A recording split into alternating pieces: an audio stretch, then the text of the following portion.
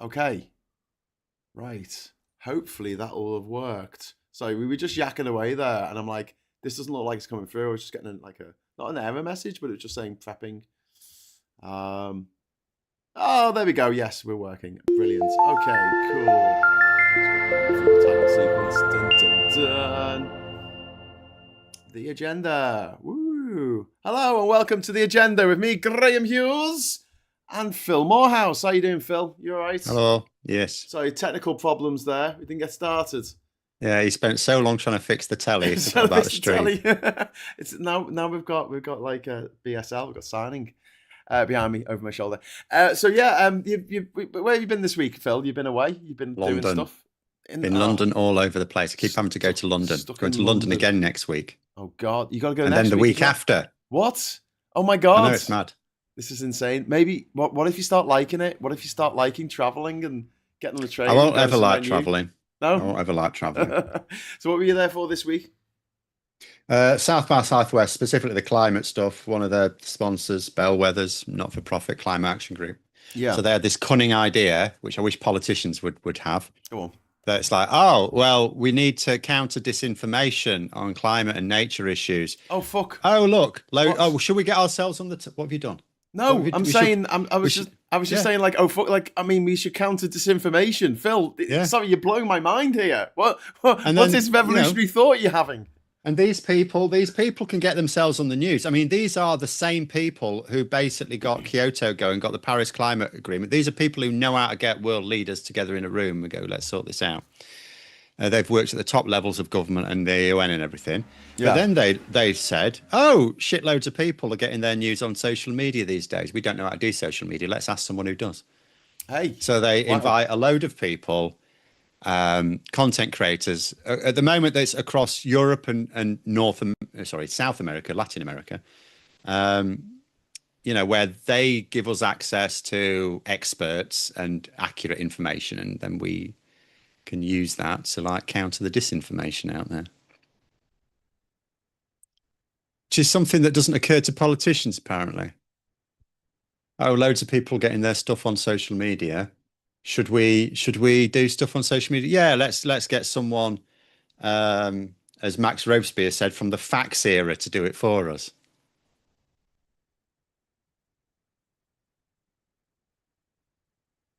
Have you gone quiet? I can't hear you for some reason. You yak on. I'll just try and see if my earphones have just turned themselves off or something. Look, committed harakiri. Pissing Bluetooth. Technology shit.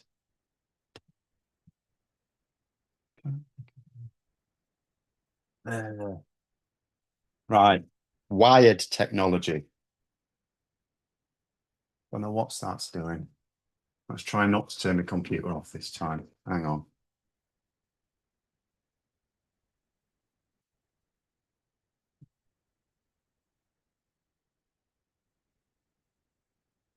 I don't even know which way around this goes. Kill time while it's all tangled up. This is why wireless technology is better. I don't know what he's saying. Can someone read semaphore? What is this? What's he doing now? Oh, it's him. Okay, fine. Right. Graham's muted himself.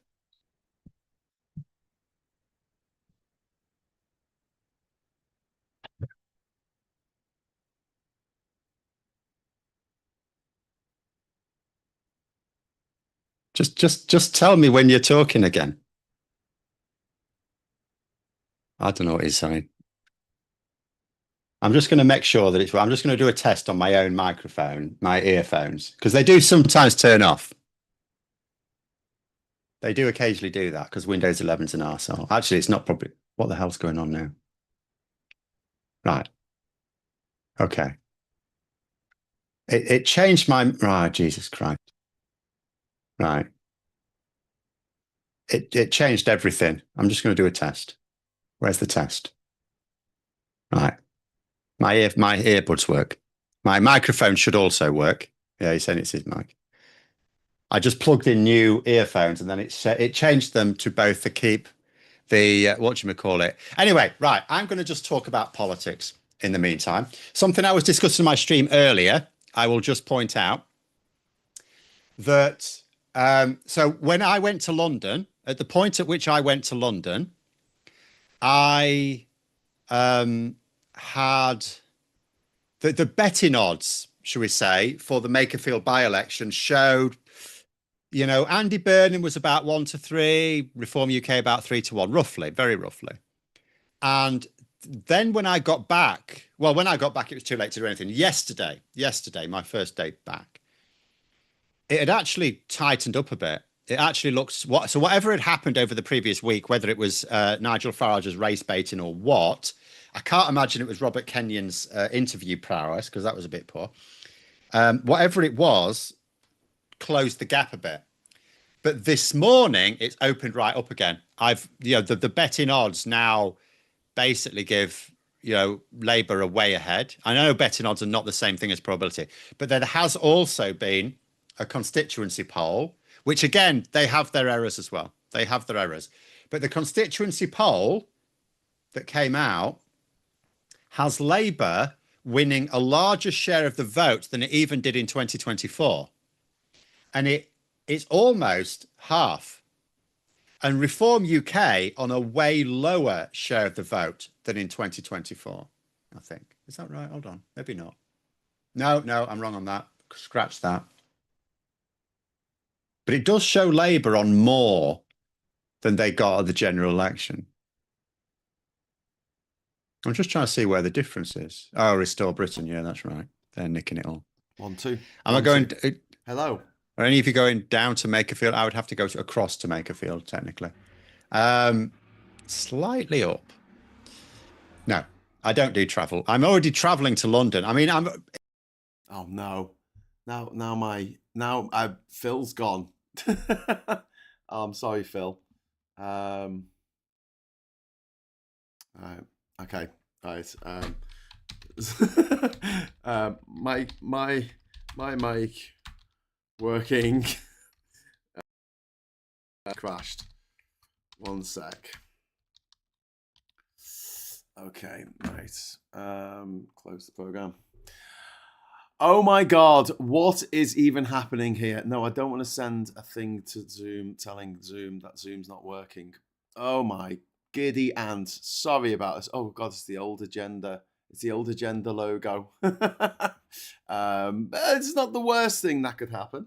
All in all, just update that quickly. Hello, everyone. Sorry you couldn't hear me then. I don't know what the hell was happening with my mic. Tried it in a few different holes, excuse me, and eventually it went in the right one. But now I've got to get Phil back on Zoom. So just give me a moment while I figure out this. What the hell is going on this afternoon?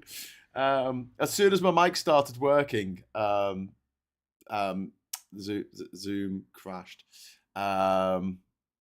So just let me sort this out.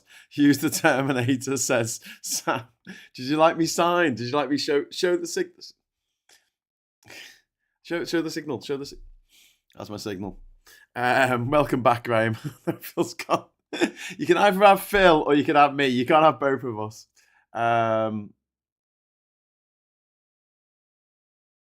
Okay, so oh my God, what is even happening right now?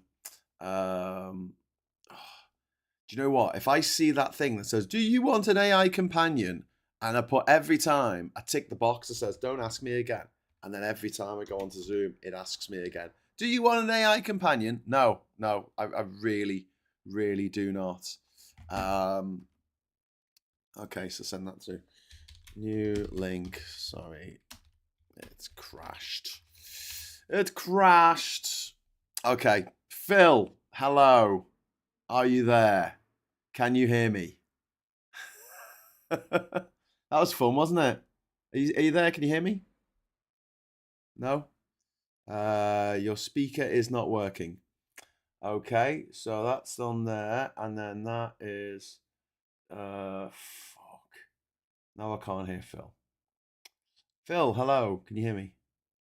No, still can't hear Phil. Something's gone there. It's not your fault, Phil, if you can hear me. Can you give me the thumbs up if you can hear me? Okay, so Phil can hear me. I just can't hear Phil. Great. Let's try putting this in here. Okay, Phil, can you hear me now? Yes, excellent. Okay, right now I just need to change this setting on my desktop. Properties. Fine, Yeti, classic. Okay. Okay, hello. Hello. Right, we can hear you. You're coming through to everybody. Wow, that was a feckinology, says Ernie Burns. So we were talking about political parties definitely needing to take a leaf out of the book of your friends in the at South by Southwest to actually Yes. Start doing something sensible with the platforms Yeah. that are free. I mean, exist. they almost tried it. Downing Street almost tried it when they got a load of content creators together, non-political ones. I thought that's fine. That that's not a bad thing. But the problem there is, it's like what they're wanting them to do is that, oh, well, we'll give you the press releases. And if anything happens to be, related to your niche, you could do a video on it where you explain what we're doing. It's like, okay, that's grand. Then someone maybe listens to what you want is people listening to what the government's doing every single day. And you're not going to get that with that. You're not going to get it. So I don't disapprove of that, but it's useless. All they're doing is just casting it's the same thing. It's the same thing they're doing when they try to talk to legacy or mainstream journalists about a thing in the hope that they report positively in what they're doing. It's no different. They've just cast their net wider into a fishless pond. Yeah. You need when you're telling complex stories, you've got to have people returning time and time again. So this is why I say the ideal is for them to do their own social media, build up an audience of people who come back time after time after time. Yeah. Because then they can get the full context, they can get the nuance, because they're not just watching one video on a thing, they've watched a whole sequence of them. But if you can't do that, they still need to work with them. Like, when we like this group now, it's Bellwethers, the news antennas thing. They've got now, I think they said something like 70 content creators across Latin America and Europe, representing about 50 million viewers. And but they don't get us all together in one. They've like, there was about 8 of us this week, and last year there was 8 or 9. It's and they do this throughout the year as well with other. It's small groups, and they get them together and they discuss things. Because you can have a round table with 8 or 9 people. You can't have a round table. They invited like 70, 80 people of these content creators to Downing Street last year, and it's like, and did nothing. What was it? Just had a bit of a drinky do, because you can't do anything. Yeah, you can't have a round table with 70, 80 people. So you learn nothing. You're not doing anything of value. So that I think all they are, and I'm not in the inside, so I don't know exactly how it's working, but as far as I know, all they're doing is giving them press releases and saying, well, if anything, here's some information, can you do something on it every now and then? It's like, well, that's a bit shit. You need something regular. You need every day to be giving them information about what you're doing and build an audience together and get that audience to return. Yeah. And they're not doing it. Yeah. But anyway, I was watching myself, actually. I came across one of my videos from 4 years ago where I was talking about Labour's social media. Nothing's changed. It's no better. No, nothing's changed. Nothing's changed. Adam's upset because you can't get, tech. We have tech problems. I've done 446 live streams on this channel. So yeah, occasionally things fuck up, but what can you do? I mean, if someone's got a computer out there that has never crashed, I'll be very, very impressed. But Diz is saying sounds like a great networking session, which is I agree with. But I mean, this is something that Labour and other political parties, it's not just Labour, need to get their head into gear with. Or alternatively, they could continue being shit at it, Phil, and continue using fax machines. If they stop this fucker in Thailand from giving all this money to Reform. Well, they've sort of clamped down on it in a bit, and we'll have to see. He just gave another 3 million this week. He shouldn't be able to do that. They've banned it. Hang on a minute. How is that even possible? Because I thought they'd restricted it to 100,000. He's given And he's them already another given them 3 million. 100,000. He's given them three. I don't even know how He's that's given them possible. 22 million, and on top of that, he's given 5 million to Farage individually, Yeah. and now he's just given another 3 million this week. It was on the front cover of the Financial Times. Okay, see, I've been out of the loop on this. I don't actually see how that's even possible because I thought they brought in a moratorium on that No, while on they work crypto on donations. No, but I thought it was also supposed to be limiting foreign donations to £100,000. Yeah. Okay. Well, I don't know. Tell the FT. There's obviously wormholes and loopholes for them to jump through. But yeah, yeah, and then we need to talk about Burnham because I don't think you've had a chance to catch up with Question Time yet. But last night, I do think that he put himself across very well. He didn't come out all guns blazing like I would have done against Reform. You could tell he was trying to keep the Reform voters. He's after their voters. Yeah, to say, oh, he's Labour, but he's all right. He's all right, and we want to get rid of Starmer. He wants to get the people who want to get rid of Starmer on board. Yeah. And I tell you what, that candidate Robert Kenyon, he did not shower himself in glory. No, I saw plenty of clips of him. He's I was saying this on my stream earlier. He's got the same problem that Liz Truss had, in that he's too self-aware. So he knows when he's talking bollocks, and you can see it. He loses confidence. Yeah. Whereas someone like Farage, because of the private school background, he's just trained to be just utterly confident and say his thing. And no matter how much of a tit someone makes him look, he just carries on as if they've just said something stupid themselves. And you just carry on with the line really confidently. We need to teach state school kids how to do that. No, we need to teach people how to spot it. We need to do what Finland do and teach critical thinking. I have to say that don't train everyone to be a liar. Train everyone to spot the liar. Well, Finland also have banned private schools in their constitution. Well, there is that. So that helps. So they do two things at once. Teach them how to spot liars, get rid of all the liars, all the people who are trained to be liars in their private schools. But yeah, there was a Green candidate on last night, and she was all right at the start, and then she absolutely crumbled near the end. And I could see a lot of the refuckers would be clipping that bit of her, and when he said, "Oh, if you're gonna have all these immigrants coming, where are they gonna stay? Where are you gonna put them up?" And instead of making an argument for the fact that we need to replace the fact that the birth rate has gone off a cliff, we need to look after the older people. We need to keep the economy going. We need to have workers in this country. And it's not necessarily about growing the population. It's about growing the working population. Yeah. And in that case, yes, we do need houses. Great, build them. And he's sitting there going, I don't want things built on Greenbelt land. I don't want things built on Greenbelt land.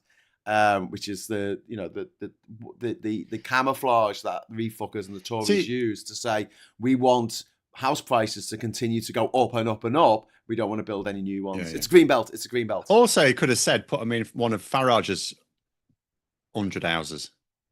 Yeah. He's got a load of empty properties. He has. He's very, very rich. Where he's not being clear about how he paid for them. Yeah. Well, he didn't pay for them, really, did he? He got one of his. Yeah, but we're still not even clear about exactly where the money came from. Like that one in Surrey, I think it was, where he said it was paid for with his I'm a celebrity money, but the Financial Times spotted that no, that money hasn't been spent. It's still shown on your accounts. Yeah. But I don't understand how Farage got £5 million from that cryptocurrency billionaire. And then they put out a manifesto that 90% of it was about deregulating the cryptocurrency markets, because that's going to help people in Makerfield. And there's no criminal investigation into any kind of quid pro quo there. Literally, because you'd have to prove it. Who I don't know, makes clown schools, has given him $5 million, and he said, well, 90% of what we want to do is create loads and loads of clown schools. But like, you think about the other way around, though, to be fair. Like, so let's say do we have to be fair? So okay, you're pro trans rights, right? Pride Month, yeah. So let's say you were into politics, right? And a group, a pro trans group, donated to you. And then people said that you were only pro-trans because of that donation. You would say, well, no, they're donating to me because I already represent them. Farage could do the same thing. Where you've got to have your proof. Do you know what I mean? So it's like chicken and egg type thing, even though I hate that phrase because the fucking egg came first. But nonetheless, in terms of how we understand the phrase, it's like that. You know, is he pro-crypto because... and it's not just Harburn, there are other crypto businessmen as well who've donated to him. Are they, is he pro crypto because crypto people have donated to him? We could say cynically, yes, we think that. But he might say they've donated to me because I happen to be aligned with them, and and I'm the one who will do what they want. There's something different there between someone campaigning for people to have more rights, for a group of people in society to have more rights, and people campaigning or promising in their manifesto to give private enterprise companies people who will profit in terms of money, not in terms of being able to go to the toilet. That's our opinion, that use. That's our opinion, because we're on the left, someone on the right. There's got to be a difference. Someone on the right has a completely different view. No, someone on the right has a completely different view. So I was always for oil companies, and then I just happened to be given millions of pounds from this oil company, and now they've got all these new places to drill. Yeah, but Farage has always been pro crypto, because he's pro crypto long before he was given money by the industry, because it also helps Russia. That we know of. Yeah. But it was. He wants to keep this 5 million quiet. So what's going to happen with this 5 million then? That there's a Labour MP, isn't there? The Anna Turley, who's the chair of Labour, and she's bringing it to court. She's not to court. Sorry, she's bringing. Well, no, she's urged an investigation. Yeah. So she's made a complaint because Labour potentially are. Farage is claiming that Labour are also victims, so Labour also get to go to the police, because he is alleging that Russia are hacking British MPs. Well, Labour have MPs. Yes. Yeah. Which is a big accusation, isn't it? Yeah. With no evidence. It was an unnecessary one as well. It was a stupid one. But anyway, it is what it is. But I'm not sure. I mean, if you think about, because there's about 5 investigations. I'm not really sure. What you need, if you really want Farage to be in trouble, is you would need documentary evidence that the 5 million quid was in return for standing in the Clacton by-election, because that would be very illegal. That's treating. Well, maybe he was always thinking of running. No, he'd made it clear he didn't want to. He made it clear he didn't want to. But why are we living in a society? But that's not enough. That's still circumstantial. In a political society where literally a company can give you money and say, we're WH Smith, and we'll give you loads of money, so you reopen all the WH Smith that closed because they were cluttered with shit and no one wants to go there.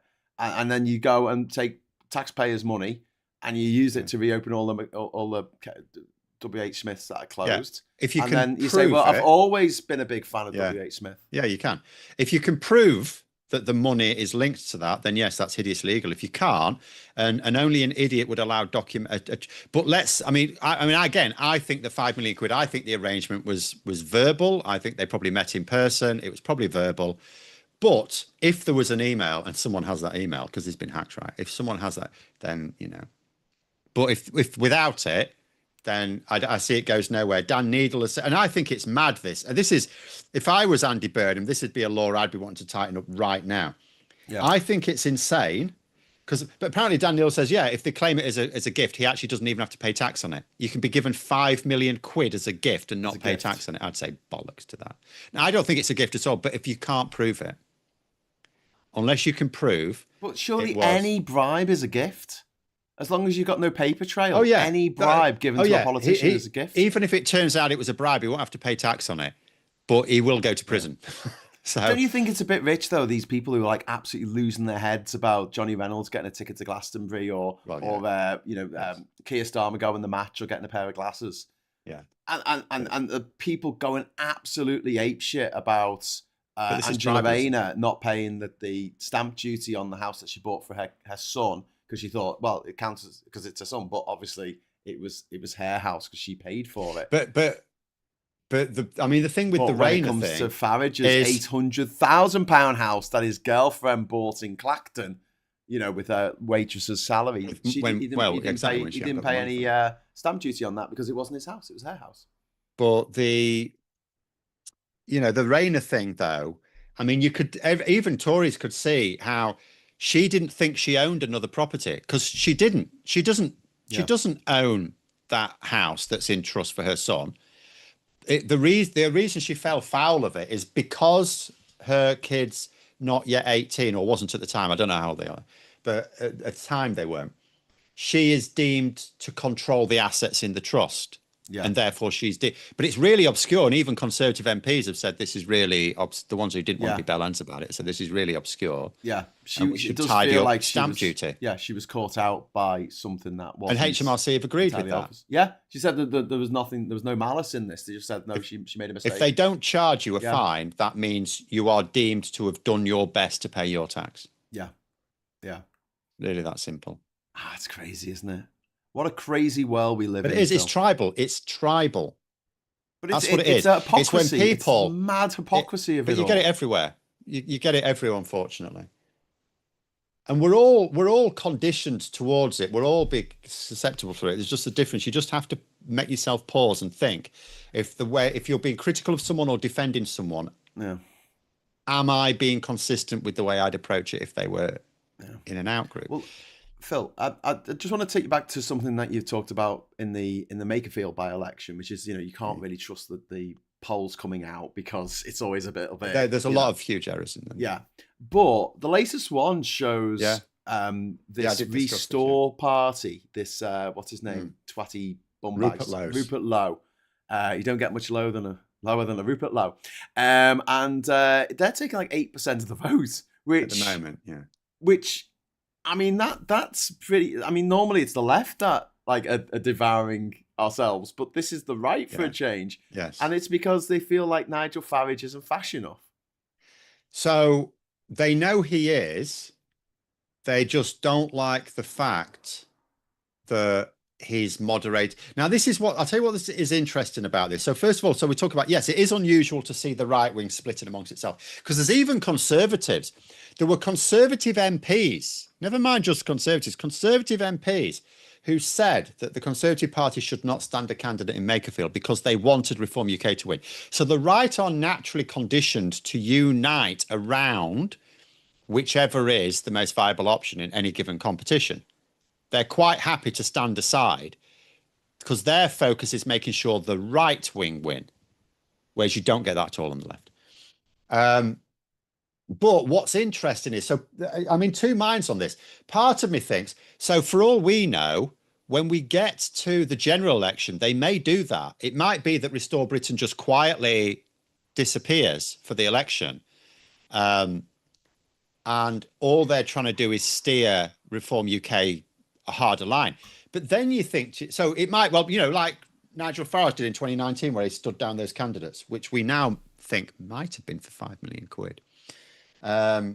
But because he was given more money back then as well.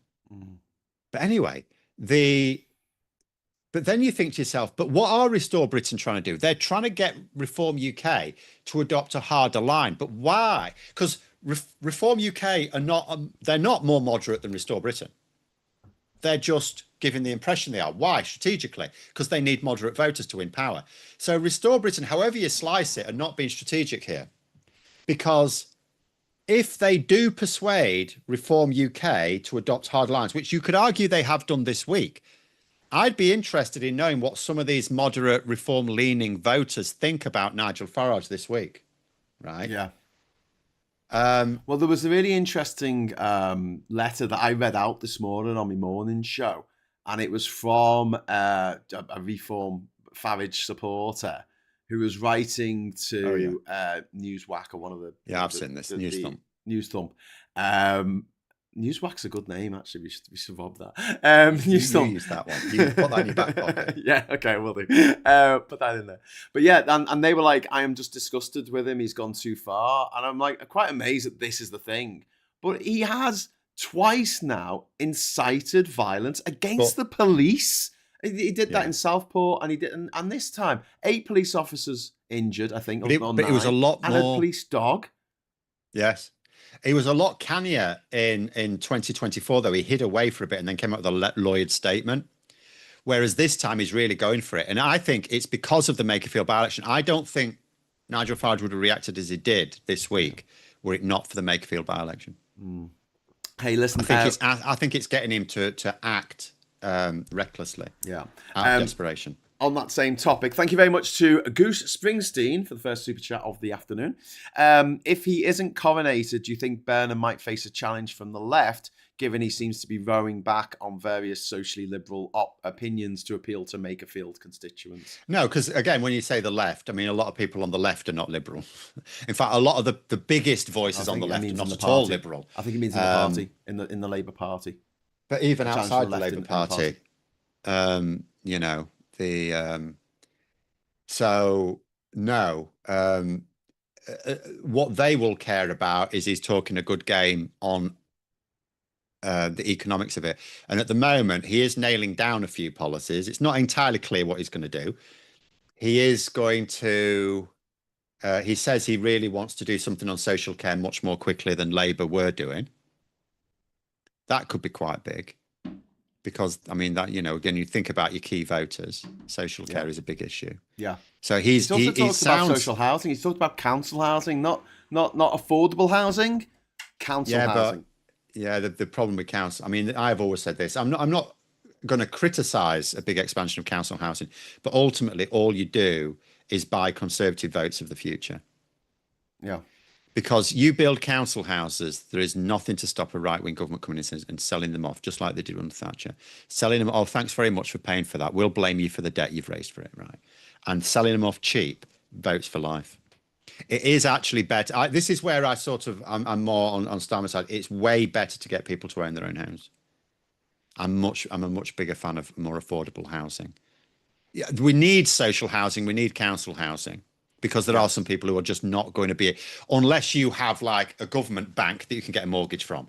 You know, if you have to get a mortgage privately, there's some people who cannot do that. It doesn't necessarily need to be one or the other. I would have social housing built, you know, where the council can let them out to private tenants and they can buy the houses as well, mixed in, instead of having areas of the city where it's all social housing and areas of the city where it's all private housing. Well, I mean, what you'd really want is you'd want someone to do a big old study on it with some recommendations, because the whole housing system is a complete mess. But my politics tells me it would be much better if the government could build houses and then basically let people get a mortgage with them. It's almost like, you know, you're going to pay whatever percentage of your income and you'll keep paying it. And and then eventually, if at some point you've paid it off, then you've paid it off. If you're unemployed for a period, you're still saying that percentage. If your income is zero, then whatever percent of zero is still zero, right? You pay nothing, but you still live there. That for me is. But I also understand for the government to do this on anything other than a pilot system, if it's actually going to do it. What I would say is it's the sort of thing you would do in the south of England, I would say, to be fair, because I am going to say up in the north, as long as you're in stable work, full-time work, you can get mortgages. You can save. You don't have to save up a bit, but you can do it. You know, it's not as bad. The main problem is the unreliability of the work in the north.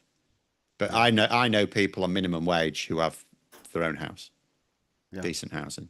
It's not. We're not talking about a one-bedroom flat. We're talking about a house, 3-bedroom house. I know people on minimum wage that've got that. You can do it, but in the south you can't. No. Definitely not. So that's where I would. But at the same time, you would require a shitload of money to do. Yeah, Goose. Thanks for the second super chat, mate. Having delved deep, I think Restore are purely a low vengeance project. Most Restore online outwriters like Carl Benjamin hate Farage because he kicked them out of UKIP or prevented them standing for refuck. They certainly attract the disenchanted, like Ben Habib as well. They're going to attract all this. But I would also say this. Elon Musk has no particular reason to want revenge on Farage. He wants control of Farage. So, and Elon Musk is backing Restore Britain. Right. Let's be fair. They've got grassroots support. So you could argue they've got a local Facebook ground campaign, but in terms of their social media content, they don't really have anything. They don't get mentioned on the mainstream media much, although they will on the 19th of June, if Labour win, and the gap between them is less than the share of the vote that Restore Britain get, all of a sudden the mainstream media will be talking about them for at least a week. But they won't carry it on because Rupert Lower's got no media presence. Ben Habib has got no media. These are just people who ride on the coattails of others. They've got no media savvy. They, so they've basically got Elon Musk. Yeah. Without Elon Musk, I'm not even sure they'd be doing this. Yeah. Don't you love how much Elon Musk keeps interfering in our politics when he's not even fucking Oh, from really? here, and like he's never lived here, he's never paid tax in this country. Why is he getting involved? How is it legal for him to get Well, so exactly. involved in our It shouldn't be. politics? This It knobhead from absolutely racist shouldn't be. knobhead from South Africa who lives in America. We You know, should he's got a be. Canadian We should be passport or something. basically saying to social media platforms, you need to crack down on this toxic abuse and disinformation. If you won't do it, we'll just ban you. Well, it's What they were fascinating. saying, there was an interesting comment. So there was someone from the House of Lords. I'm going to have to look up her name now because I'm going to need to invoke her for an interview next week. Yeah. But she was talking about with social media. They were talking about it from the point of view of the kids thing. She says she doesn't approve, like philosophically, she doesn't approve of the ban for kids, but she says she voted in favour of it because the choice, as far as the choice given to her is basically the choice she wants is to make the social media space safe for children, not to ban them from it. But if the choice is children in the toxic social media space or not, then so that's why she voted for it. But that it's also toxic for adults. And so I don't see why we should be taking a fundamentally different approach. Yes, most children are more vulnerable than most adults, but there are vulnerable adults, and all adults are vulnerable to the toxic nature of particularly platforms that are trying to be toxic. Yeah. Like Twitter. And I would say, why aren't we insisting that social media is a safe space? And if it won't be a safe space, then we will remove that space from our country. And I will point out, just under 10 years ago, there was something called the adpocalypse. So with YouTube, what happened was it started in Britain. Some British journalists, because they saw YouTube as competitors. Well, they were right, weren't they? Because YouTube now gets news out to way more people than any newspaper in this country or in any country. But anyway, they were going, oh, they're putting putting out. So Pepsi are like paying for these videos showing like, you know, that were like idealizing terrorism and stuff like that. Yeah, it was all about ISIS at the time, wasn't it?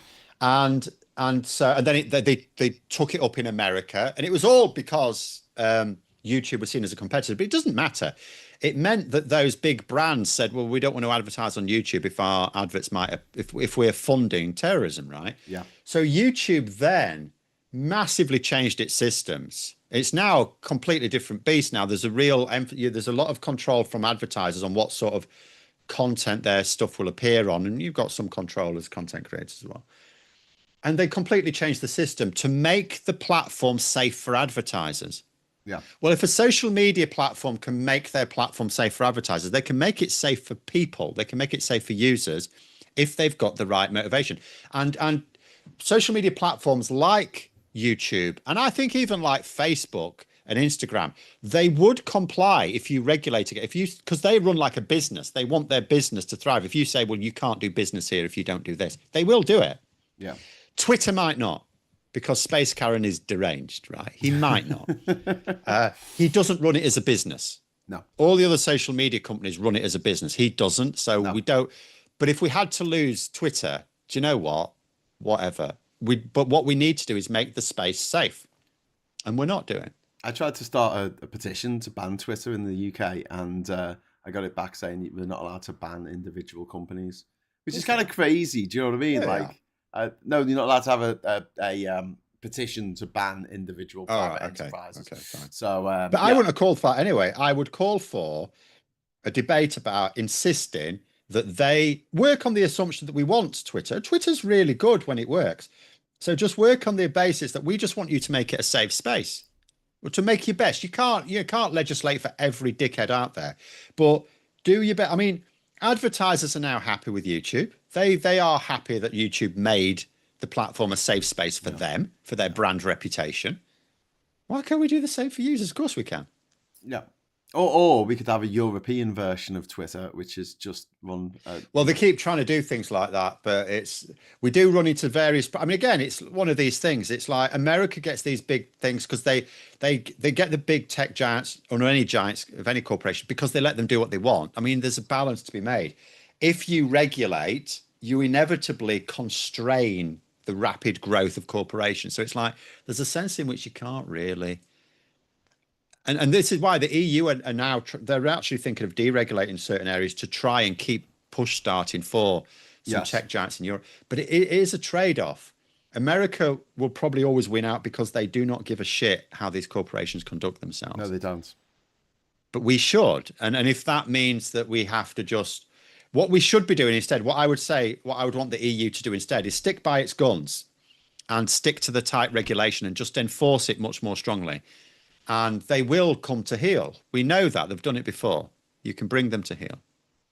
Yeah. So yeah, just to go back to Burnham for a moment.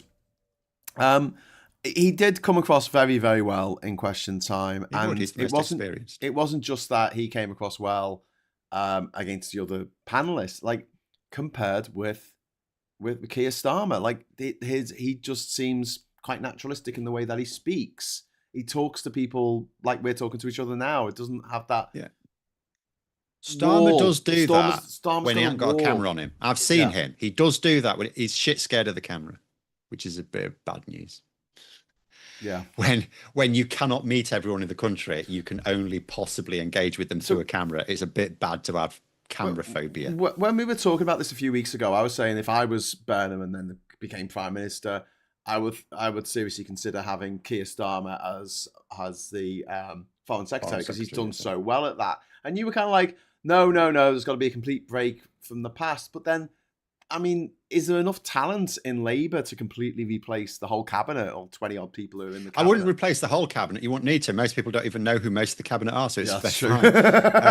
Labour Common's doing a great job there, keeping everyone secret.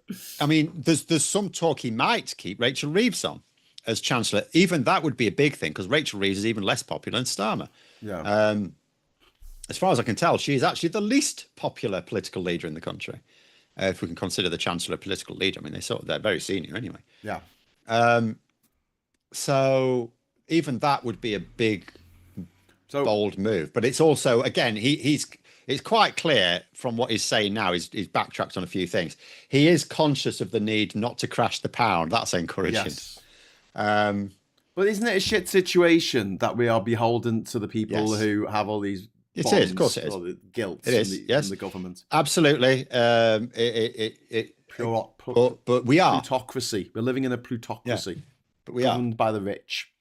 Well, I mean, it doesn't have to be governed by the rich. I mean, it is. It doesn't have to be. But, yeah. Well, so my question was going to be for the big officers of state, like Foreign Secretary, like Chancellor of the Exchequer and Home Secretary, who would be your picks in Labour at the moment?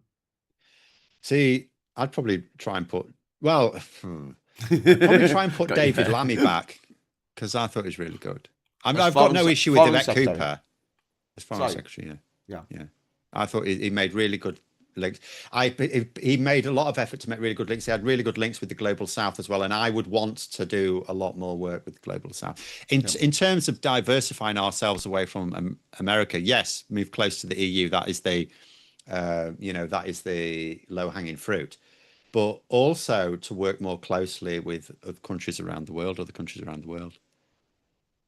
And David Lammy would be really good at that. Wow. There's so many people you could have as Justice Secretary. It's, you just basically need a lawyer. It's like anyone can do that job. Sally's saying that Burnham is useless. I mean, well, Manchester is the fastest growing region in the UK. He brought in the B network, which everyone is very, very happy with in Manchester. Wow. Also, the crime rates are down in Manchester as well. The stabbings are down in Manchester. I mean, by any sort of metric of being mayor of Manchester, he's been all right. Yeah, he's a perfectly good administrator. Obviously, a metro mayor is a very different gig to prime minister because in lots of metro mayors, you've not got the same split of political views that you have to appeal to win. Particularly when we go back to bloody transferable vote. As you do as prime minister, where you've really got to appeal to so many different groups, so many different parts of the country that all have different priorities and all the rest of it. So it will be a very different gig. But at the end of the day, no one who becomes prime minister has ever done anything that you can never tell for certain whether anyone will be a good prime minister, no matter how successful they've been. Keir Starmer was stunningly successful in his career. Yeah, and he was a But he's good been a shit. leader of the opposition. It's also He was good leading Labour into the last election. They won a 150 yes, seat they did win. majority. I mean, and they also smashed it. he's done a lot of stuff. It's not like things have fallen by the wayside in government either. Some things have, you know. Partly you could blame the individual ministers for that, because the reason why you'd blame the Prime Minister for that is because it's the Prime Minister's job to look at all the stuff that's going on in their government, and every time they see someone who's not really moving fast enough, give them a kick up the arse, right? Yeah. So, but then you could also argue there's been a shitload of foreign affairs issues he's had to get involved with because Trump is a fucking lunatic. So it's tricky. Put up a video of him, like an AI video of him taking. There was a kid with a goldfish bowl around their head, and he was siphoning the water from the goldfish bowl into his reflecting pool that he's painted blue, so it looks like a swimming pool. Yeah. I think that's been paused now, hasn't it? I can't keep up. I think a judge said, "Will you stop doing these?" Well, the House of Representatives voted to stop the 1,667 billion. Sorry, the 1.776. 776, is that it? 1776. Yeah. That crazy slush amount. Fund. The slush fund for the insurrectionist and his family. So I did put out a question today on Facebook to ask if they've blocked something else. If I go to America and smash a cop's face in, do I get $1 million, or is it just for US citizens? That only if you're pro-Trump. But you're not getting it anyway. And they've blocked a few other things as well. House Representatives. They've also blocked but it's gone through in the Senate. It's gone through. Like the Senate have passed the spending bill, so it's gone through. It's part of the spending bill because they tagged it onto the ICE spending bill. The ICE and Homeland Security. It's just gone. They also blocked the money for the ballroom. Did that get sneaked back in as well? No, I don't think it has. I think that's still blocked. But they've also just done a thing in the House of Representatives for more money to Ukraine. But the way the American system is, if you don't have control of the White House, it's very difficult to get things done. You can block things. You can stop the president from doing things to a certain extent, but to actually, to send money out to Ukraine. Well, exactly. Yeah. I mean, the president does actually have executive powers, and they do have. It's not that Congress can stop the president doing whatever they want. The president does actually have genuine powers of their own, but they can at least stop him doing the things that he doesn't have the unilateral authority to do. Oh, someone's saying Sue Gray there. Have we got a new chief of staff at number 10? It's just been vacant since February. Andy Burnham has been talking to Sue Gray for advice, but they did make it clear he wasn't offering her a job. What was the problem with Sue Gray? Was it just that the McSweeney wanted her job? Basically, that was it. It was. So it wasn't like she wasn't competent or she couldn't do the job, or she would have done the job way better. She was already doing the job way better. You would have liked her because she had wanted Mandelson nowhere near Keir Starmer. She apparently She apparently tried to block him ever having been within 100 yards of him. She was a big fan of saying in the chat about citizens' assemblies, which I also absolutely agree with. Yeah. I want more devolution. I want more the democratic say in what's going on in government, and more information. Citizens' assemblies are really good for explaining things to people. Yeah. Because the people that go along with them get to ask experts directly and stuff like that. And then they get to go and tell their friends. Yeah. So you get information out there. Instead of it being filtered through the billionaires who own the papers. Yeah. I mean, they did a look at how many anti-trans stories there were in the British newspapers between 2020 and 2025. Yeah. And it was something ridiculous, Phil, 17 stories a day. Yeah. A day, but hugely ramped up as well. It came out of nowhere, and it was just suddenly right. We're going to shit on trans people to distract. Yeah. It's a distraction. It's all it is. Oh, yeah. That's why the oil companies are paying for it. Yeah. It's like could they be more obvious?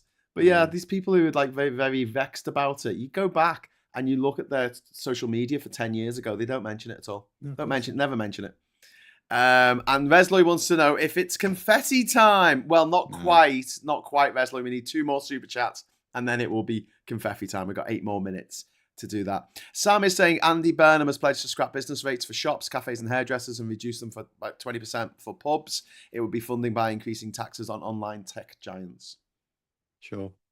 Yep. Don't mind that. Yep. Sounds good to me. SG wants to know what are the obstacles for Sue Gray being brought back in some capacity. Well, she might not want to, but also, like, I would say there isn't a lot of point now. So the whole point of hiring her, which was a brilliant appointment, was Starmer recognised that. So he's technically run a government department, sort of, because Crown Prosecution Service is a government like HMRC, but it's not quite the same thing. It's not like being a political head of a department. And if you think about the people around him, you've got Yvette Cooper, Dave Miliband. He had a few people that had some ministerial experience, but not many. So it's like, and also things will have changed, particularly with Brexit. The way Whitehall does things will fundamentally change. We need someone to tell us how to get shit done quickly, right? Yeah. Because it's not as simple as some people think. It's as simple as having a policy and it'll suddenly happen. No, it won't bloody happen. You've got to work out and turn it into an actionable plan that the civil servants that are instructions for them. So you hire her, who's a senior member of the civil service, to inform them of that. The problem is now, if you bring her back now, it's almost like, well, what for? Because they've now gone through that period. They've now got the experience. Yeah. They've got several things through. They've learnt lessons. All those ministers that have been doing it and been, on a sort of trial by fire, they've now sort of worked it out. So you might as well just get a chief of staff who,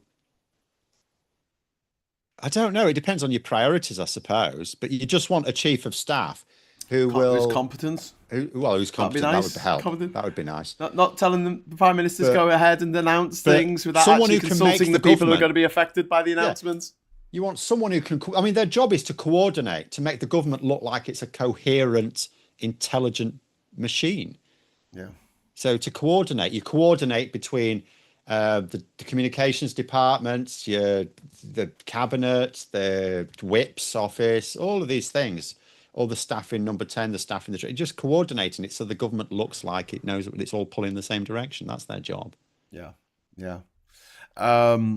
Freckle Puny saying, so Sue Gray wants to keep Mandelson away from Starmer. He is similar to Thatcher, who ignored the advice of her aides when offering a knighthood to Jimmy Savile. We don't know Sally's going nuts about Piccadilly Gardens, which is a shithole. But that predates. What, in Manchester? Yeah, Piccadilly Gardens in the middle of Manchester. I haven't been for ages. What's wrong with Piccadilly Gardens? It's fucking horrible. Well, it was pretty ropey in the 90s when I was there. It was all right. Right. And then they got rid of it. They flattened it and they put up a bit of the Berlin Wall. So there's like a concrete wall that does nothing, except it's just dead ugly.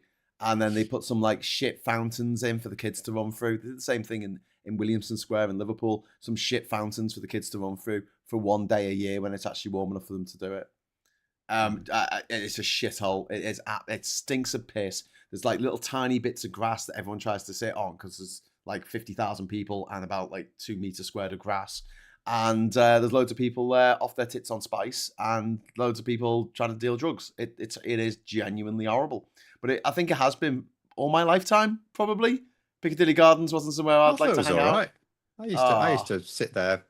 You go down a few steps and then, they got rid of all that. They built like a Greggs or something, and it was sort of connected to the bus gyrator or the bus station where you get your buses from if you're going to South Manchester. When was the last time I've been? Yeah. I mean, the last time I went to Manchester was that was on the bus. I was on a coach, so I didn't go to Piccadilly Gardens.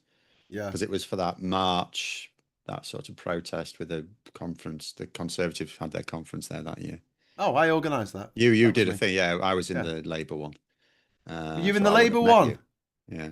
Oh, right. So you were in the one that we weren't allowed to have anything to do with, and you didn't want to see a single EU flag. We were. I should have given you an EU flag to wave. So should have done, yeah. They all burst into tears. I had in front of me. I had the Communist Workers' Party, and behind me there was a group protesting against Modi. Cool. And we had a little walk through Manchester, but I didn't. But that was we got a coach. So. Coached in. Yeah. That was the protest where the chief of police and the deputy mayor were saying to us, "Why didn't you all march together? Because you're all protesting against the Tories." And they're like, "No, don't want to see a single EU flag. No." Oh no, fucking protesting against the Tories' flagship policy. You should have confused them. You should have a double-sided flag, Palestinian flag on one side, EU flag on the other. It was painful. They're the ones who were like, oh, we don't want. We were going to march down. We were trying to organise timings, right? Because there was a bit of the route where our routes overlapped, right?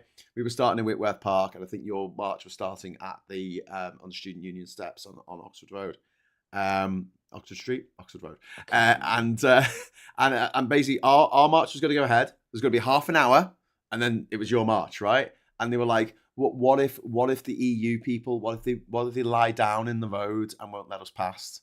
And I was like, half the people there are geriatrics. Yeah. If they lie down on the road, it's because they're having a fucking heart attack, mate. It's not because they're fucking, anarchists trying to disrupt the the Lexit. Yeah.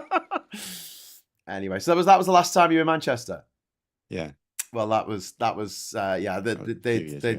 done what they did. 21 or something. No, it was before that. It was 2019. Sorry, 2019. It was September 2019. Yeah. It was 20 years ago. Well, I mean, more than 20 years ago now, when they did up Piccadilly Gardens, and it was what they did to it was just like, what is he? I must not have cared then, because I have been. I used to go. You wouldn't have noticed. Doesn't look like a garden. When Labour were in power, they used to pay for teachers to have training, which was nice.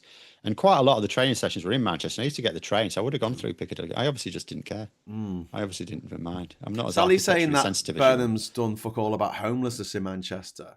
I mean, it was pretty bad when I was there in the 90s, and when I lived there about 10 years ago. But yeah, that walk when you go from if you got to get from Victoria Station to Piccadilly.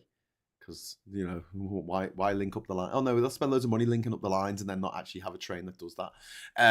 But yeah, that walk, you walk past a lot of homeless people.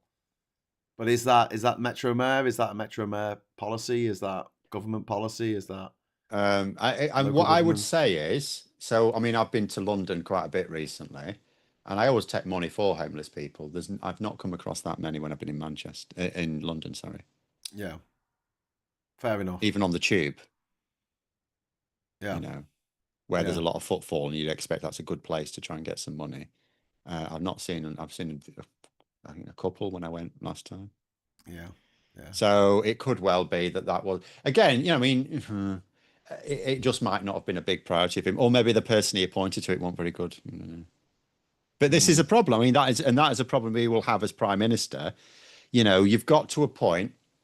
And he won't really know them. Who's he going to get in who really knows them? He'll have to rely on someone's advice. You can't make 120 odd appointments, ministerial appointments, and really know who they all are.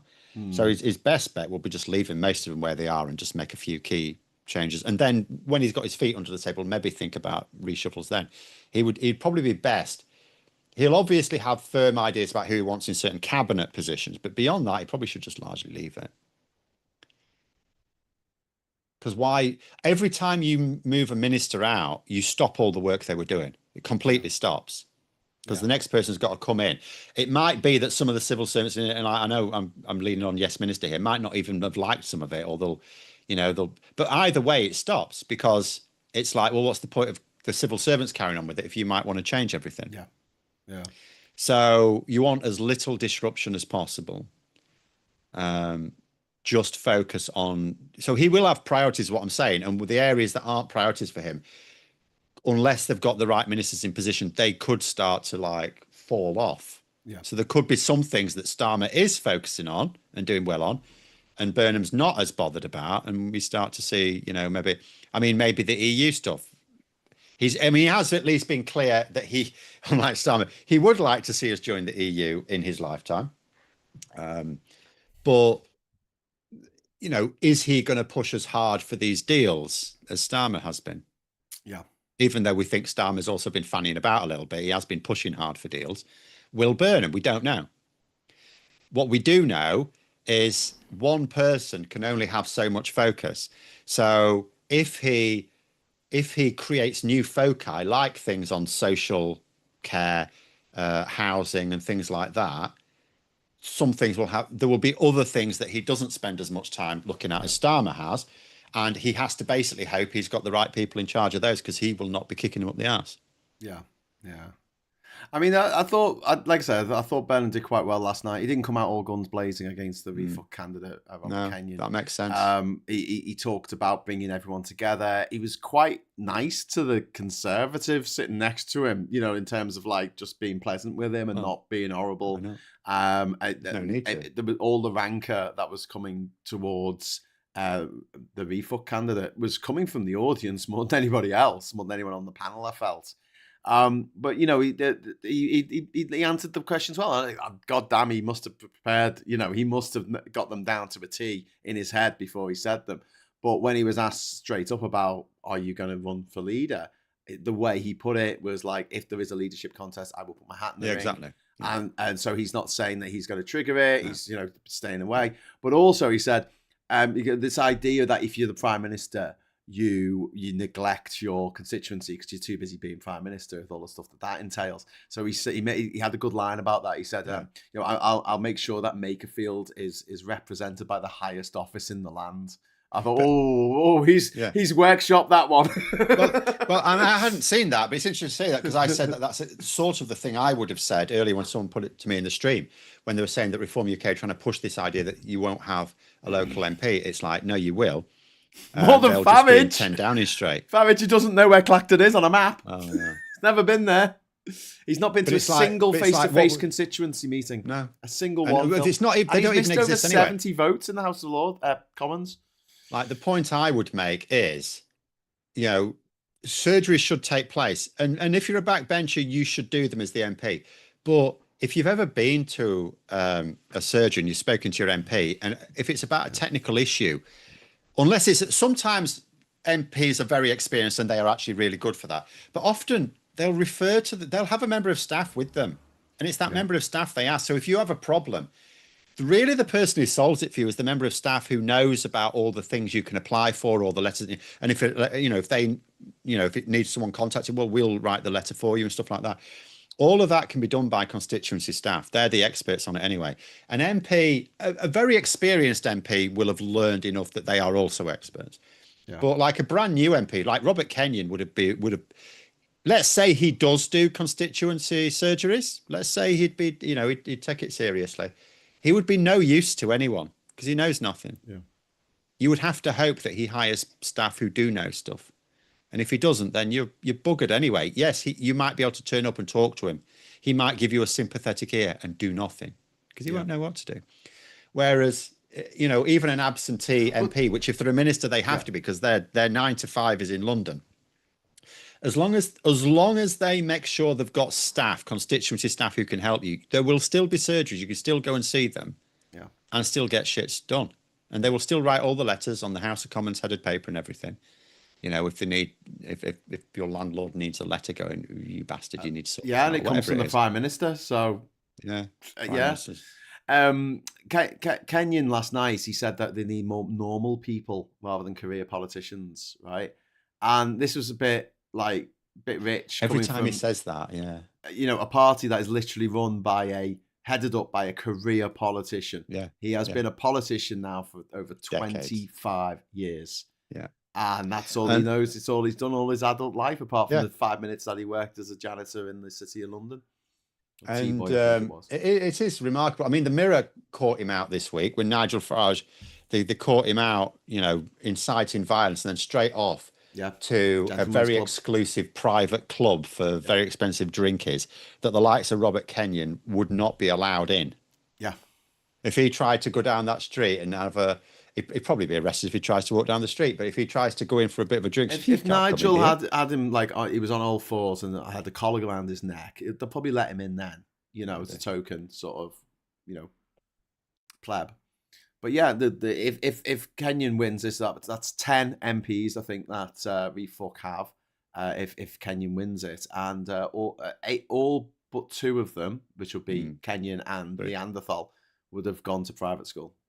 Be part of the elite, the elite. They're even more elitist than the Conservative Party. This is why they are a more leisure class. They're like all the worst parts of the Conservative Party distilled into a concentrated pro-billionaires party. Yeah. Pro-billionaire, pro-crypto, pro oligarchs from other You know countries that who controlling was our it? politics. Who was it who said the thing about they were saying that not all Tories are I can't remember the exact word, not all Tories are evil, but it's a little bit like, corn passing through your digestive system. Technically they've kept their integrity, but they're still covered in shit. I can't remember who said it, something like that. And you think Sounds like Reform Stuart UK are Lee. like the shit without the corn. Yeah. Yeah. Yeah. They're Yeah. just the shit. But yeah, Kenyon last night when he was asked about respect for women, he went, "Me mum, I now got respect for women. Me Yeah, mum's a someone told me woman. about this. Me mum's a woman." Like, Well Jesus done. Christ. But this is, I mean, the point I was making when someone mentioned that, because I didn't see that bit. When someone mentioned to me this in my stream earlier, I just said, well, if you think about all these Tory MP, these raging misogynists who, whenever a female MP calls them out, they say, oh, you're being hysterical. They never, ever refer to a male MP as hysterical. It's only ever women. So, right. All of these people, they've, it's like, what if they were to turn around and say, well, my nanny was a woman? Yeah. It's like, that doesn't mean anything. Nanny was a woman. Because like with your mother especially, there's a completely different relationship you have with your mother with literally every other woman on the planet, including your sister. Everyone else didn't pop out their mum. It was someone else. But I mean, what a ridiculous thing to say. Imagine getting done for some horrific crime, like some serial killer who's been killing women, and then he goes to court. He goes, "It couldn't have been me because I had a mum, but she was a woman." That's like saying it's impossible to be sexist. Yes. Because everyone's... I know. That's why it was just like, okay. Grim Fang is saying there are genuine One Nation conservatives who actually follow a genuine moral code, but they're a dying breed. They're the corn in the shit. Very quiet breed. They're the corn in the shit. Yeah, they keep their integrity, but they're surrounded by shit. Yeah. But yeah, just... And... yeah, I feel like... Hang on, sorry. Peter just said that you called out Hannah Spencer for complaining that some MPs were drinking. No, I called out Hannah Spencer for saying that all MPs were drinking. She didn't say that. She did say that. She didn't say all MPs. She did. Did she? I was doing the PMQs on that. I don't think that's exactly... I'm going to have to check Hansard now, aren't I? No, it's not in Hansard. It's an article. This was in a... Okay, well, that's something different. Sorry. She stood up in the Parliament... same thing. That's exactly what it was. PMQs and said, I think it's a bit shit that people are turning up to do votes drunk. Yeah, but the reason why she got some of that back from Labour is because she had accused all of them of being drunk. She actually accused technically all of her own Green Party colleagues of being drunk all the time. She said all. She said all of them. All of them. That's what she said. Okay. I don't think they should have bars in Parliament, Phil. I don't think they should. And nor do I think that we should be subsidising. They should have a normal canteen. Yes. You can have everyone else. If you want the posh food, is earning £91,000 a year. They can afford sandwiches. They can afford. I mean, mostly I've taken my own lunch in, but when as a college I worked in one time, they used to do really good baked potatoes. You have cottage cheese and tuna on it. It's perfectly good. Nothing wrong with that. Can have that. Yeah. Or liver and chips sometimes. The liver was quite nice. She said, I'm looking at this article. Drinking is so... And if you want something posher, it's London. Just go somewhere posh. Yeah. You're not on the clock. You can smell the alcohol when people are between votes. I don't see... She said everyone. That is, and also it's not true. It's still a lie even then. I've been in Parliament during, votes like twice in the last year. You can't. It's bollocks. Drinking is so normalised. Well, there's some that do, but it's not. And again, that's not true either. Having been to several Labour conferences and a Lib Dem conference, I've got to say, yeah, people were drunk most of the time. I've got to say. But partly not. In fact, the thing that should prove it to anyone who pays any attention to politics, right, in Parliament, when someone is trying to get support, whether it's their own MPs, like it might be the Prime Minister, like you talked about this, Keir Starmer's done this a couple of times, and there's a phrase for it, and there's a reason why there's this phrase for it. When you're trying to get around your MPs and talk to them one-on-one, whether you're a backbench MP trying to get some cross-party support for something you want to do, or you're a senior minister who's trying to talk to backbench MPs to get them on board with something, it's called working the tea rooms. That's where they are. They're in the tea rooms. There is a bar. There are some people in the bar. Angela Rayner's one of them, by the way. I think she's tried to stop it a bit now. she's been guilty of it. There are some who are, but most are not. There's loads of bars in Parliament, wasn't there? There's like 11 bars or something in the palace. And over the whole estate, maybe, but the estate's not one building. There's loads of buildings all over London. Each one might have a bar in it, right? Okay. But the main, in terms of the House of Commons, that's the Strangers Bar. Strangers Bar. But I've had a drink in the Strangers Bar. But most of it, I just think it's insulting. I would be insulted if someone attacked my professionalism. You can say, because what was the point she was trying to make? She was trying to make, the reason why Parliament shit is because they're all pissed. That's what she was saying. It's no, most of them are there trying to do their best. And it's full of dickheads. There's a lot of, there's way fewer dickheads since 2024. Well, that's true. We haven't had any major scandals, really, have we? A Labour MP punched a guy, so that was a bit more. But okay, most no jobs, tractor porn anymore. True. No, most jobs. Although Francois is still there, so it's still got someone dressed up as a tiny. He's been quite quiet. He doesn't really get any press these days, does he? No. He did ask a question at PMQs about a few months ago. He still turns up, but you don't really hear much about him now. But the thing about drinking is this, right? It's a bit unfair that people who have a normal job can't drink on the job. But that's right. But MPs shouldn't be able to drink on the job, and they shouldn't either. But it's not a job. That's ultimately the problem. What being a politician isn't a job? No. Oh, well, have their money back then. They get paid £91,000 a year to do what then? They get a stipend. It's a not a job. Like they're not beholden to talk about how DJ is not a job. Phil, I'll get into trouble with the chat again. Yeah, but that is a job. And we're not saying we're not saying you have to have a boss for it to be a job, but it's literally not a job. Like there's no real code. Even the code of conduct, it's specifically for just being on the House of Commons, in the House of Commons or on the parliamentary estate. Like there's no real code of conduct you have to abide by as an MP. Well, there should be. There should be. And it should be taken a lot more seriously than it is. And I think that having a drink in the daytime when you've got votes and things when you're voting on things. You shouldn't. That should definitely stop. And they should get rid of the bars. Hannah Spencer on that. But that's not the point she was making. The point she was making is that they're all pissed. But it only opens once all the votes are done. Well, no, there's no such thing as when all the votes are done. Sometimes the votes are going to like 10 o'clock at night. You should just not have it. Shouldn't have it. Shouldn't be there. Well, what if someone comes to visit and you want to have a drink? They can go to the pub. There's pubs around Westminster. There's too many MPs to go to St. Stephen's Tavern. There's loads of pubs. It's London. It's really quick and easy to get around. There's about 2 pubs nearby that are walking distance. Everything is nearby. Otherwise, I will say this for London. Nelson's Column. It's really quick to get around London.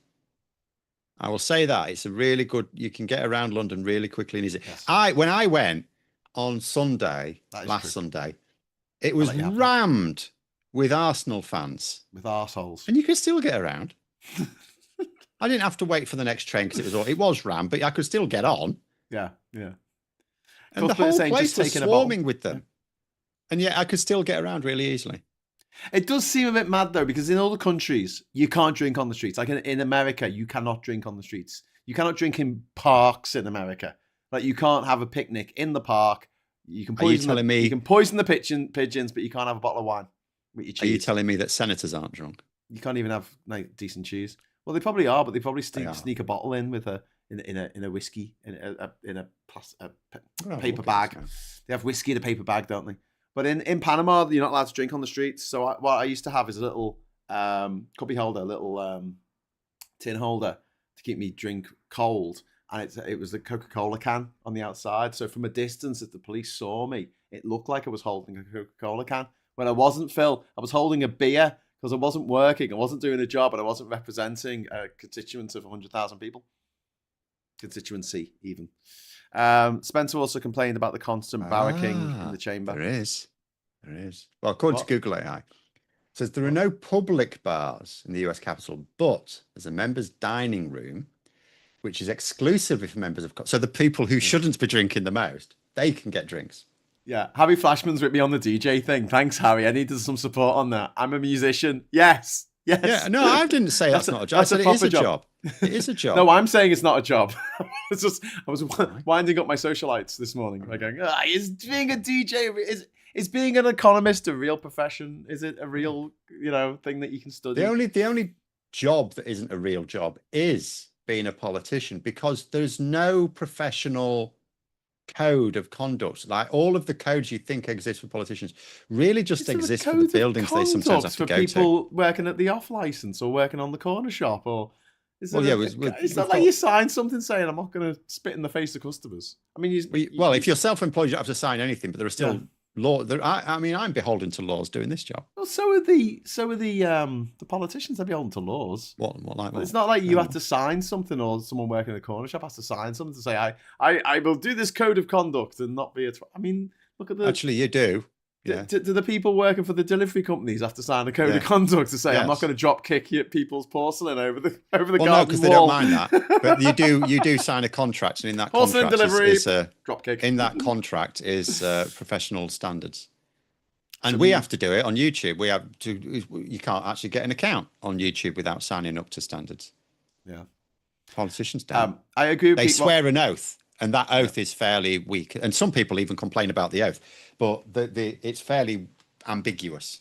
Yeah. That's it. That's all you have to do. That is you. That is as far as your standards go. Yeah. It's basically, can you try and avoid blowing the UK up, please? Yeah. And even then, some MPs, I think, I don't know. It's a bit. Peter Paints a lot says, why should all the bars be in Parliament be subsidised? And I think, if they shouldn't be there at all. If I was an opposition MP and I wanted the government to look at something or something to change, I would go the extremist thing. I'd always go for the most extreme, because then they're more likely to meet you in the middle. So if you say, maybe we should get rid of this subsidising thing with the beer and stuff in the. I would have done that. If I'd have gone into Parliament, actually, as a backbencher, the big thing I think I might have been able to do, I would have tried to drum up support to get rid of the subsidising it, particularly during a cost of living crisis. Yes. But then if you take the extremist stance to start with and say, well, I'll meet you halfway, and that can be getting rid of the subsidies. Well, wouldn't the extremist policy be saying we should pay twice as much, and then you beat them down to just economically? No, get rid of her stance is that we should get rid of the bars, which they're not going to do. So meet her halfway and say, okay, we'll get rid of the subsidies. Why do you have a problem with what she said then? I've looked it up. I can't find what you're saying about her saying that all politicians were drunk. For God's sake. You're going to send it to me now? Find it myself. My Googling skills are failing me. It's getting old. Getting old, Phil. Can't Google no more, nothing. Andy says, America is not the land of the free. They just tell themselves they are. A bit like North Korea had Democratic People's Republic in their name and isn't any of those things. Yep. Couldn't agree more. Not free to travel around the world like what we are with our British passports. Hilgara says, think about why Luke Akehurst can disenfranchise me for 9 months. If it's a true job, he'll have rules where he can't do that. But because he's an MP, it's different and a more difficult beast to tame. Yeah, okay. Well, maybe, code of conduct could come of this, Phil. So from what, sorry? From basically what Hannah Spencer said, we ended up talking about code of conduct for MPs. So, some good will come of it. I don't know. I think we talk a lot here about communication and getting your message out. And I thought she got a message out on something that most people can agree with, that MPs shouldn't really be getting drunk when they're... Well, they shouldn't be getting drunk. On subsidised beer. They shouldn't be getting drunk at all. But there should be no subsidising of anything. Yeah. They should have like a pasta king and like. Could you imagine though stand. An MP, a Tory MP, they can all go voting against meals for children in deprived areas, right? Voting for school meals for free, so subsidised school meals. Voting against them, and then going to the pub, going to the bar and getting some subsidised booze, getting a round of drinks in subsidised. I just like the hypocrisy. Someone who's probably a multi-millionaire as well if they're a Tory.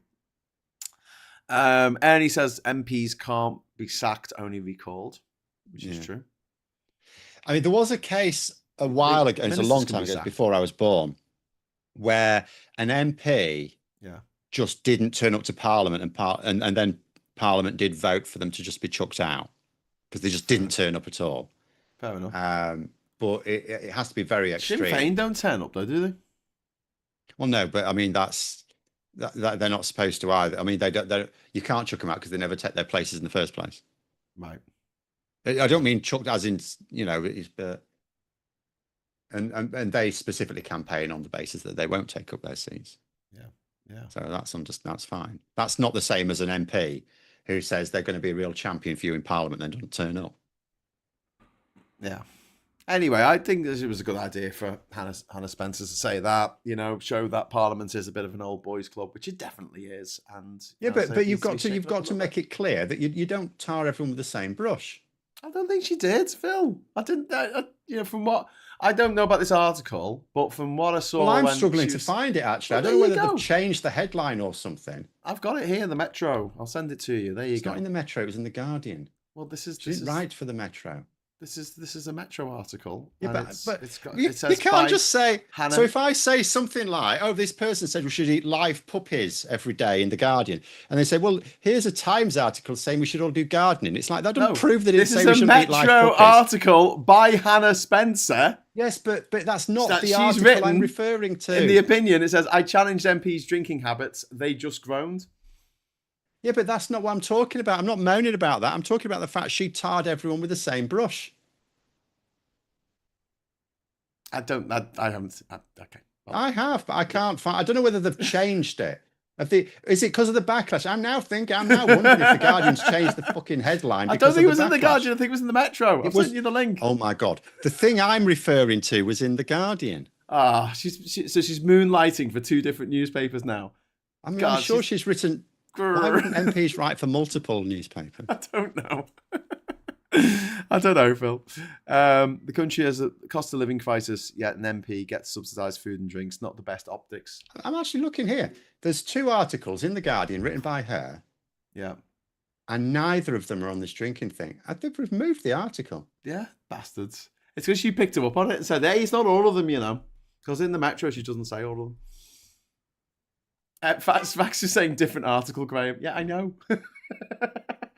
I don't know why it's not there. It's not there. I've just clicked on a name, which should give you all her articles. There's only 2. One of them is pre-election, and the other one is cost of living. Well, while you look for that, I've just got to go at the door. I'll be 30 seconds. Here we go.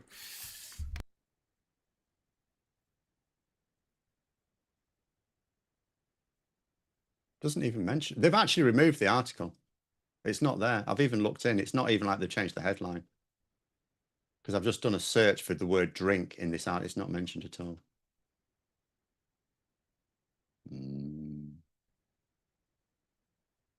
I don't drink myself very much. The last time I had a drink was at Christmas. Sometimes when it's summer, I might have the odd cider when it's hot, or a Belgian beer or something. Very rarely drink these days. Oh. What? They've changed the passport. Because I was complaining about the passports being really shit. They've actually changed them now. I'll just do this super chat. Scott saying, £4.99 super chat, thank you very much. Says, not the Guardian, it was Politics Joe. I think, no, it's Guardian. Politics Joe don't do articles, they do videos. It was 100% the Guardian, because I talked about it at the time. I mentioned it. But it's not there. Giant's Causeway. God, this is a bit shit compared with the one that... What do you mean Giant's Causeway? What's that doing? It's in the new passport. There's a new passport out. We've got pictures in it. Okay. It's got pictures in it. It's got the Giant's Causeway. All right. But like the actual quality of the picture is like really low res. It's just shite. It's just like some mountains. Can't get the staff with Brexit, No, seriously, this is. Is it still made abroad? It's quite dismal. It looks like it's been made abroad, mate. It looks like it's been made down the market. It's like got a book. It's like got a book, and it's got like little mountains coming out of the book, and then it's got like a postcard, but the postcard's just like a field with some trees. It's nothing. It's a bit shit, to be honest. It's not as shit as the immediate Brexit passport, which was just nothing. It was just a rose on each page. Still pretty shit, though. Anyway, that's my 9th passport. I don't think I've got enough passports. Make sure they spell your name correctly. Yeah. God, I look like a criminal now. Since I lost my hair. Anyway, Scott, thank you very much for the £5 super chat. For that, I'll give you a little super chat animation. But yes, Footum Stuck says, "Is it worth giving ourselves ulcers over whether Hannah Spencer said all MPs or not?" No, I was just saying. Not I all was MPs? just saying, Cool. if people are complaining that Labour MPs gave her a bit of that back, that's because she did, right? So at the end of the day, don't be too precious about things. If you're gonna, and there is party politicking. Obviously, she's a Green Party MP. Her opposition's Labour. She's gonna like try and talk shit about Labour. Well, don't complain if they give you some back. Yeah. Fair enough. Anyway. All right, we need one more super chat and we can unleash the confetti before we go. I've gone a little bit over time there, Phil. We were supposed to be talking about Andy Burnham. So, before we go, what's your feelings on whether he's actually going to win this or not? Are you feeling quite positive, or are you just kind of keeping... Like, okay. I was saying earlier, so when I went to London, the odds were probably about 1-3 Burnham winning, or the betting odds were like 1-3 for Burnham, 3-1 for Reform UK. When I came back, when I looked at it yesterday early evening, in fact, the odds had shortened a bit. So it was looking much closer. And then just this morning, they've blown up again. It's now, I'm looking at odds here, if I just refresh it. I'm looking at odds of like 1-6 for Burnham, 1-5, 1-6. Reform 9-2, 4-1, 17-4. So there's like, whatever happened last night on Question Time, the bookies don't think it helped Kenyon. They think it helped Burnham. No, Burnham came... Now, that could be a combination of Kenyon messing up and Burnham doing quite well. He would always have come across well, because at the end of the day, he was the only experienced politician and media operator on the panel. Yeah. So he would have, he's had that experience. Yeah. But Kenyon was just all over the place. From the clips I saw, anyway. Yeah. He was just umming and ahhing. And it's because he knows he's talking bollocks, and he hasn't trained his brain to just talk bollocks. Because what he hasn't learned is what the likes of Farage has learned is, you don't have to worry about someone coming back to you, because it doesn't matter, because those people, GB News won't. As long as GB News don't call you out, he's fine. But he doesn't understand that. So he keeps hesitating, because there's a part of his brain that's saying, are you sure about that? Are you sure about that? That doesn't sound quite right to me. Which is why he was all over the place. Do you know what? He banned cooking, I heard, last night. No one seemed to have picked up on that. He banned cooking. He says, Reform UK, we're going to ban all knives. Yeah. So we've just got to eat nuts and berries. We've got to have a woke diet under Reform UK. We're going to have nuts and berries. I'm going to be able to have my little penknife. Viper Scott, thank you so much for the £2 super chat, which allows me to do this. 3, 2, 1. I hope this works. Hang on. Is it going to work? I don't think it's going to work. No, it won't work. Hang on. Now it will work. I hope. 3, 2, 1. Confetti! Yay! Phil! Confetti! Yay! Woo! We got there. Thank you. Confetti time, says Viper Scott. Thank you very much, Alistair. That's very kind of you. Drunk Hedgehogs, says Diz. And Andy says, ha ha ha ha! Drunk Hedgehogs. So thanks very much to everyone who's chipped in. Don't get hedgehogs drunk, by the way. It's very don't important. Get them drunk.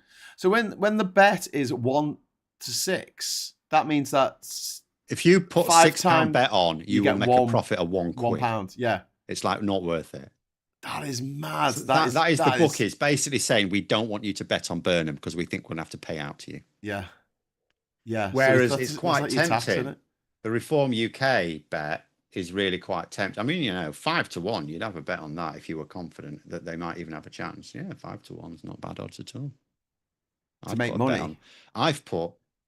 When I've been fairly confident, I've put on bets for less than that. I mean, 3-1, anything less than 3-1 is really not worth it unless you're just a gambler. I'm not. But 5-1, yeah, that'd be tempting for me if I thought Reform UK could win. So they're trying to tempt people to vote Reform UK, and they are really trying to dissuade you from voting for Andy Burnham. Honestly, the odds and the constituency poll that just came out as well, gave it Labour with a much bigger lead than even the. It would be a massive upset if he doesn't win. I think. I mean, I try not to jinx it, but there's like 2 weeks to go, Yeah. and it's looking all right. I mean, there was an article in the Financial Times this week. Well, what if Burnham doesn't win? I thought, yeah, it would be, because it would be. I mean, it would deflate people in Labour, because Labour are really up for this now. Yeah. Again, I think they might be disappointed, as you always will be, in terms of what they're going to get from Burnham. We don't know he will make things better. It's just he's got the best chance. Yeah.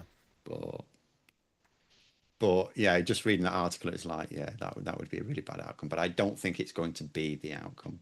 So I think I'm going to lose my one remaining political bet that I have on my scorecard, which is that the next Prime Minister would be Angela Rayner. Oh, really? I put that bet on a long time ago. Yeah. That was last year. When I thought Burnham would struggle to get into Parliament. Fair enough.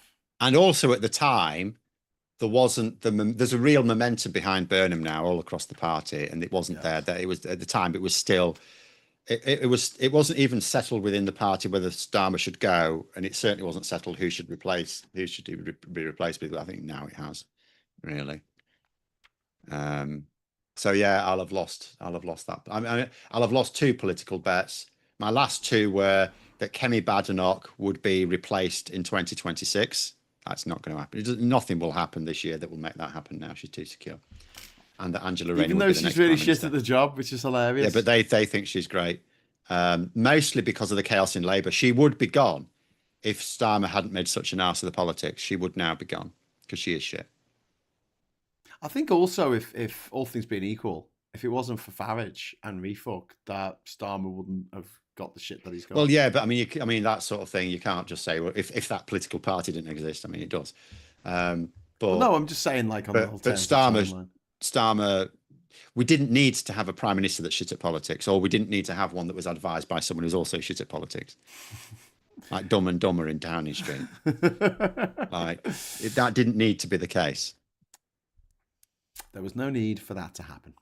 Okay, Phil. Well, we're going to leave it at that. Thanks so much. Thanks everyone watching, and I'll be back tonight. I think I might do a show at like 9:30 or something for a little bit. If you'd like to join me for that, you'll be very welcome to do so. In the meantime, if you'd like to give us a like before you check out, we would love that. And if you're not subscribed to the channel, please subscribe. And if you are subscribed, please hit the bell notification icon. Whatever happens, whether I do a show tonight or not, I will definitely be back tomorrow morning at 9 o'clock for Morning Brew on Saturday, the Wide Awake Club on Saturday.